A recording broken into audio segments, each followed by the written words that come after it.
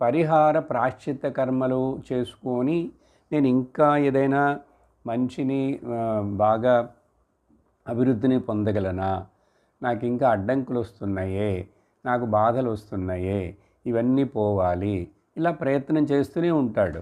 కానీ ఏ రోజు ఒకసారి కూడా అన్ని బాధలు పోయినాయి, ఇంకా నాకు బాధలు రావు అనేటువంటిది చెప్పలేము. ఎందుకంటే భౌతికమైన విషయాలు, లౌకికమైన విషయాలు ఏది తీసుకున్నా కూడా అవి మనకు బాధను, దుఃఖమును ఇంతో అంతో ఇప్పుడో అప్పుడో కలిగిస్తూనే ఉంటాయి.